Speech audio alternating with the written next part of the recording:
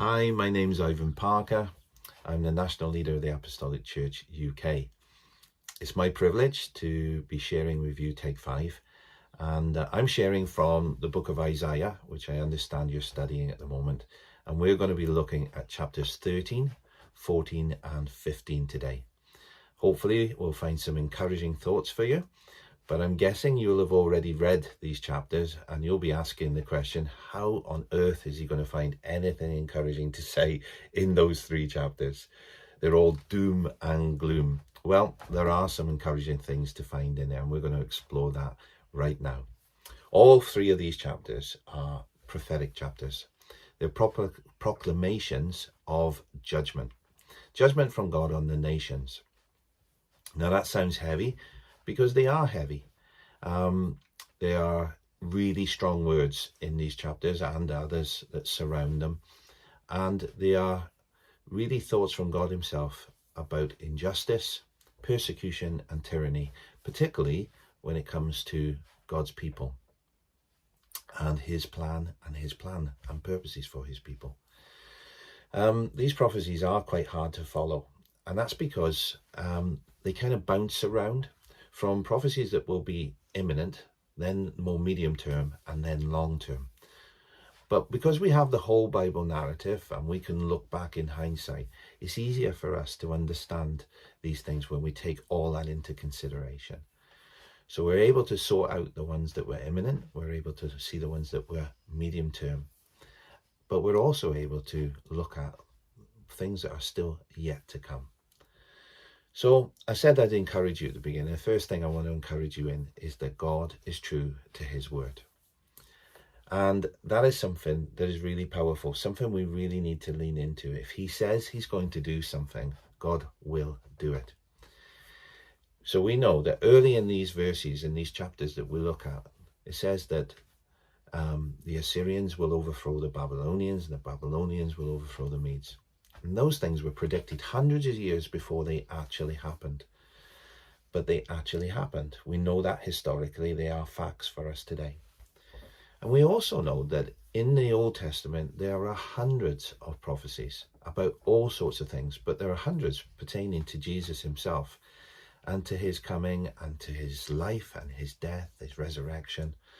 And so we need to understand that when God says he's going to do something, he's going to do it.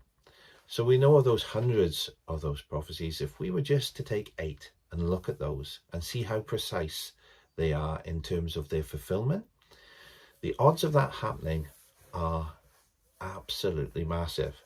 They are 1 in 10 to the power of 17. Now that's 100 quillion to you and me, whatever that number means. It sounds like something that Dr. Evil would say, isn't it? In the prophecies today, we read those facts about the nations, and they are facts because we know those are historically confirmed. But mixed into those promises are some even more powerful ones. And they change everything for us because they are about the end times. They're still yet to come. And in my heart, I believe we are living in the last days. Now, that isn't something for us to worry about. That's something for us to get excited about.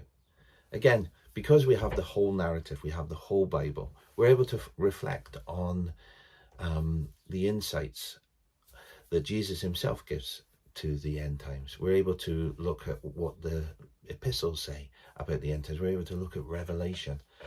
And we can put these things together and start to understand the big picture for ourselves.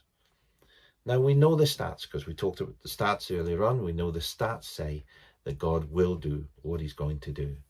So all those things that we bear in mind about the future, all those things that we look at, let's not fear them. Let's embrace them, because we have a victorious God who is true to his word, who will say exactly what he's going to do. And he also says about you that he will never leave you. He will never forsake you. God's got you. He's got you right in the palm of his hand, hidden in his heart. And we should rejoice in that. Faith in Jesus has changed everything for us. And so one of the things that I really feel about these chapters is that they shouldn't cause us to fear or daunt, but we should be able to step up and think the time is short and that we need to share what we freely received with others, freely giving it away. giving hope and giving life and vitality to everyone through faith in Jesus Christ. That's our encouragement this morning. That's my encouragement to you and to myself, is that we should share Jesus more and more, because the end days are here. So be encouraged. God is sovereign. He's your Father and he's got you. And he says what he says he's going to do. Let me just remind you of a previous chapter you've been studying and a verse from there. So it's Isaiah 12 and verse 2 says this: surely God is my salvation. I will trust and not be afraid. The Lord himself is my strength and my defense. He has become my salvation. Have a great day today. And don't forget, share Jesus wherever you go. God bless you. Bye.